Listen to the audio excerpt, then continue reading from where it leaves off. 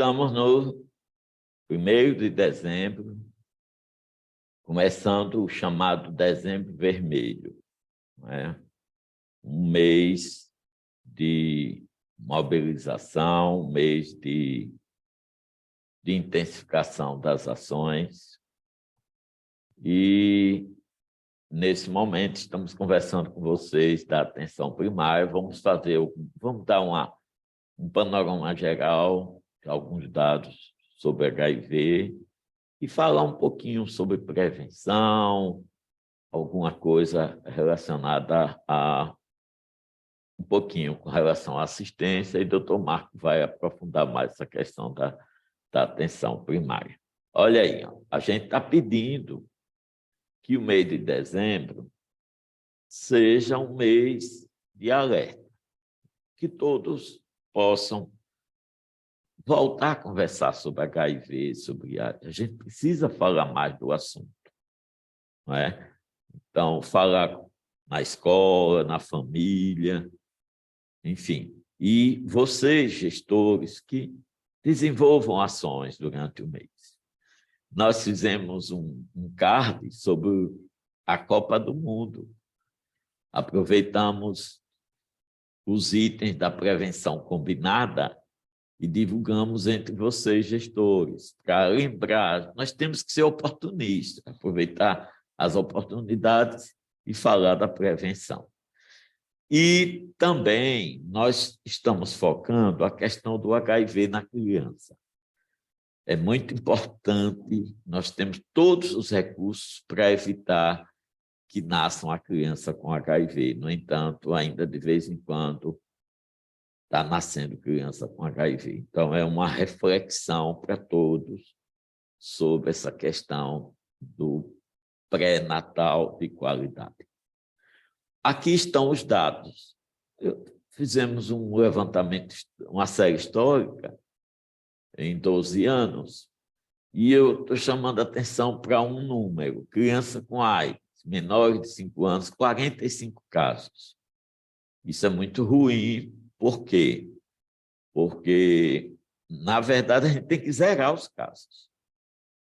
Nós temos todos os recursos para zerar esses casos. Temos o teste, temos medicamento, temos a fórmula infantil, todos os recursos, mas de vez em quando aparece um caso de AIDS ou de HIV em criança menor de 5 anos. Precisamos refletir, todos que estamos na atenção primária, o que é que nós podemos fazer?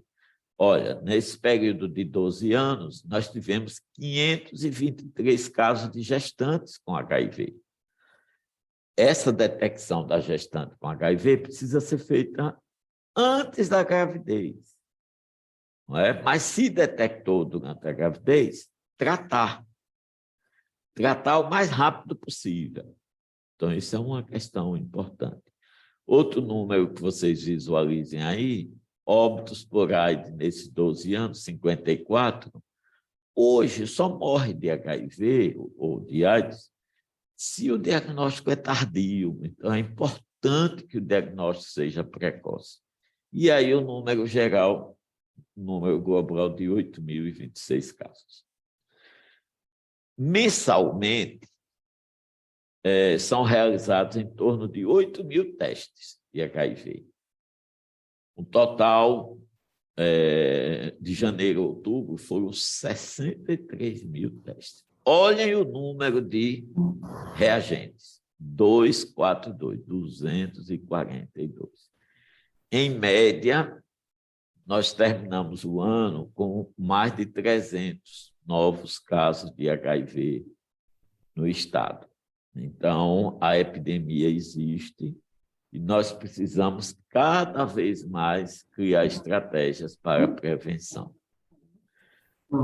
Aqui são os serviços que são disponíveis em Sergipe. Temos CTA, temos serviços que atendem PEP, serviços que atendem PrEP, o serviço de referência, o atendimento hospitalar, que envolve não é só o USE, né? Tem o HU, tem os hospitais regionais e o atendimento ambulatorial. nós precisamos divulgar duas novas tecnologias de prevenção que já estão implantadas, que são a PEP e a PrEP, que são dois recursos importantes para reduzir o risco de infecção pelo HIV. Então, nós precisamos divulgar isso a nível de todo o Estado, que esse atendimento existe. Agora, precisamos também organizar esses serviços, os fluxos.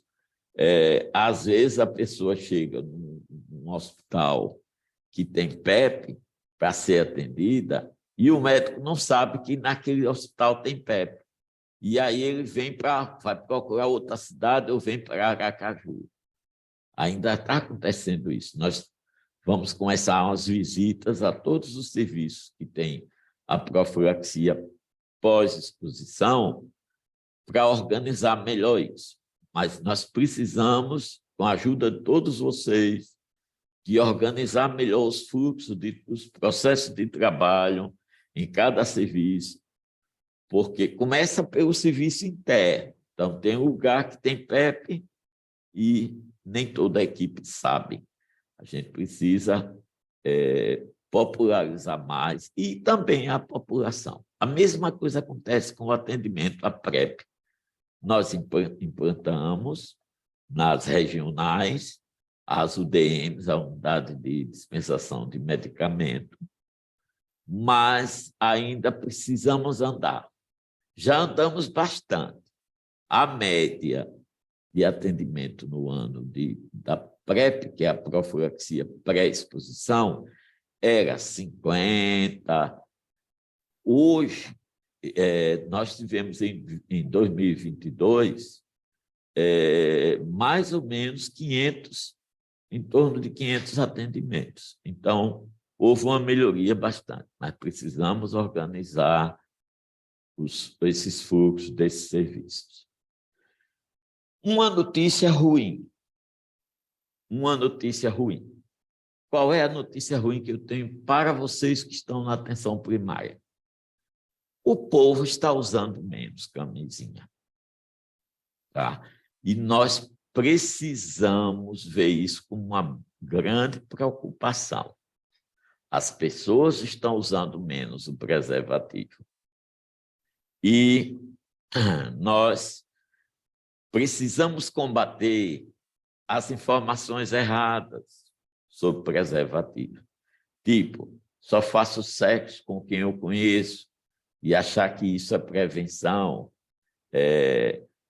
Camisinha tira o prazer. Não tira o prazer. O prazer é uma questão do comportamento, do hábito. Tem gente que não quer usar camisinha porque ele só faz sexo com pessoa sadia. Como é que ele vai saber se a pessoa é sadia? Então, eu sei quando uma pessoa tem alguma doença. Então, são frases que nós ouvimos no contato com a população, que nós precisamos combater as fake news sobre a camisinha. Uma frase muito comum é: quando usa pílula para evitar filho, não precisa usar camisinha. Então, é uma frase que eu escuto muito dita por adolescentes. Então, nós precisamos combater os fake news e começar a voltar atrás. O que voltar atrás? Com relação à camisinha, voltar a falar mais de camisinha, ampliar as ofertas, facilitar as ofertas. Vocês têm uma pessoa fantástica na equipe de vocês que pode ajudar, que é o agente comunitário de saúde. Todo agente precisa andar com camisinha para as suas ações, divulgar. Então, nós precisamos voltar mais a insistir com relação à camisinha, que foi a primeira estratégia que nós usamos na prevenção às ISTs. Uma coisa importante, por exemplo, nós vamos lançar aqui, inicialmente em Aracaju, um projeto chamado Camisinha Nota 10, para disponibilizar a camisinha nas universidades. Nós vamos começar por Aracaju, porque os jovens eles estão cada vez menos usando camisinha. Então, assim, vocês nos municípios podem criar outras estratégias no sentido de aumentar o uso do preservativo, principalmente a população jovem e as populações chaves dos seus municípios.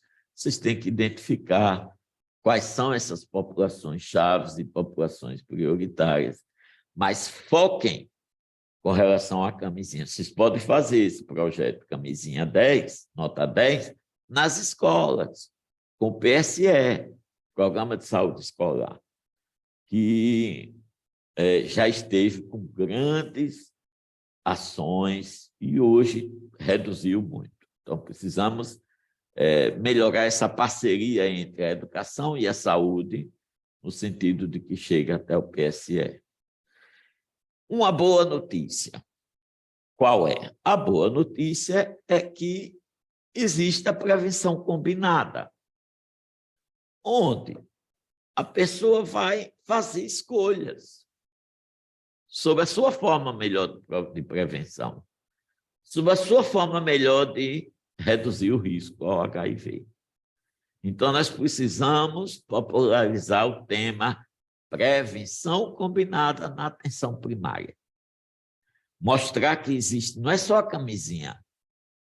O teste é prevenção, tem a PEP, tem a PrEP, tem a questão do pré-natal. Então, a prevenção combinada é uma boa notícia para que possa reduzir os riscos. Vocês têm escolhas. A prevenção combinada envolve escolhas. Tem escolhas benéficas, assim, mais seguras. A gente chama gestão de risco, ou gerenciar o risco, ajudar a pessoa a gerenciar seu risco. Tem escolhas mais seguras, menos seguras. Por exemplo, existem casais fazendo acordo com relação à camisinha. De que tipo? Diz assim, olha, entre nós dois, nós não vamos usar camisinha. Mas se você tiver uma relação fora de casa, que use. Então, são acordos. Existem vários acordos na prevenção, né? Acordo com relação à testagem. Por exemplo, tem casais que dizem assim, eles começam a ter relação sexual com camisinha, depois vão abandonar a camisinha, mas para abandonar a camisinha, vão fazer o teste, os dois. Então, é um acordo de testagem, em relação à testagem. É o que eu disse a vocês, tem acordos mais seguros e menos seguros.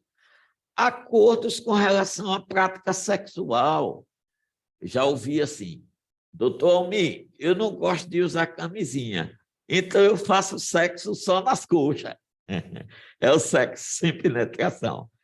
Então, tem escolhas que a pessoa faz. Acordo com relação ao uso de medicamento. Esse é que é a grande novidade. Qual é? Minha parceira é HIV, está em tratamento, está indetectável. Aí o parceiro dela vai ter relação sem camisinha. Então, são acordos com relação à medicação. E com relação à PrEP, que uma das indicações da PrEP é quando um possui o HIV e o outro não possui.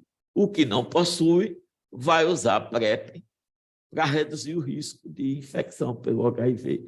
Então, vejam quanta coisa hoje a prevenção disponibiliza. Eu fiz esse esquema interessante para a reflexão de vocês todos da PS. Tudo começa quando uma pessoa procura uma OBS para fazer o teste de HIV. Aproveitem essa chance.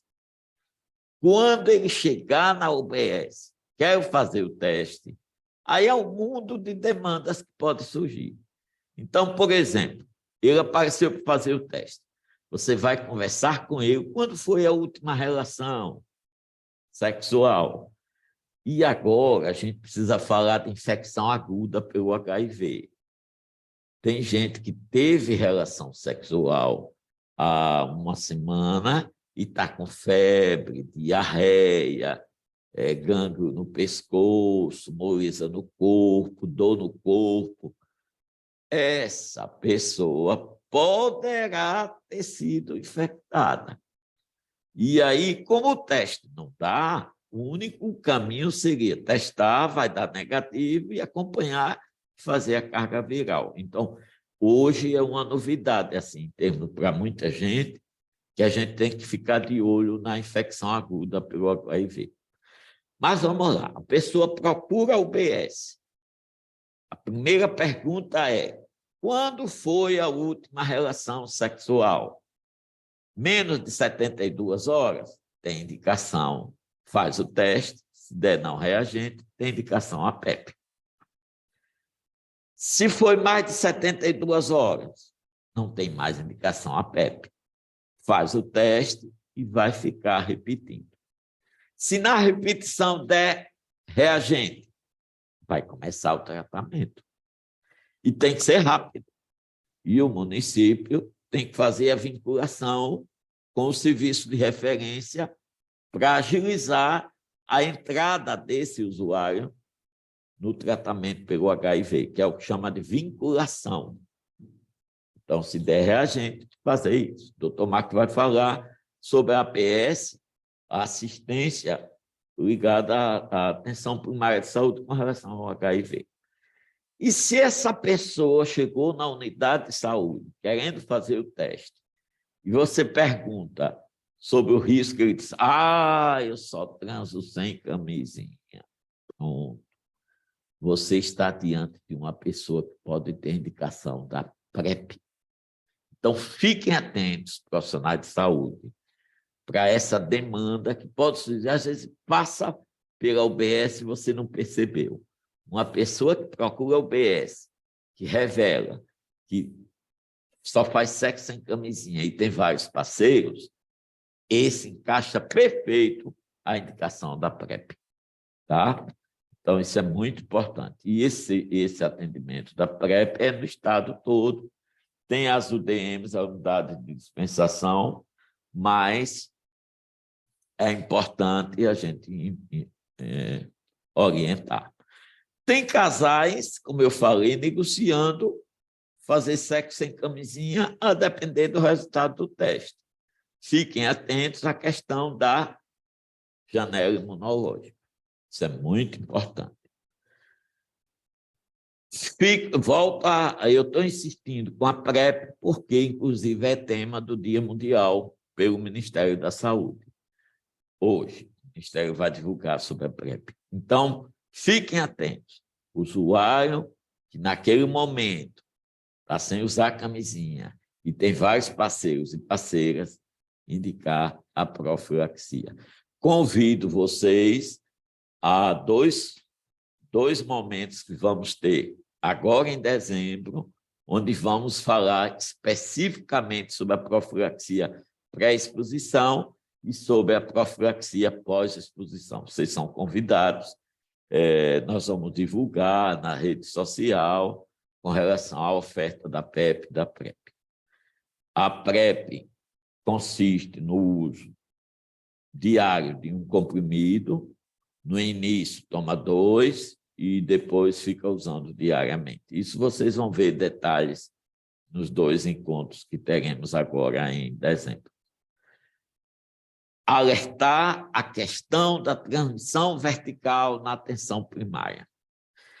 Se houver, se a gestante HIV, ela tem o risco de até 30% de infectar o bebê.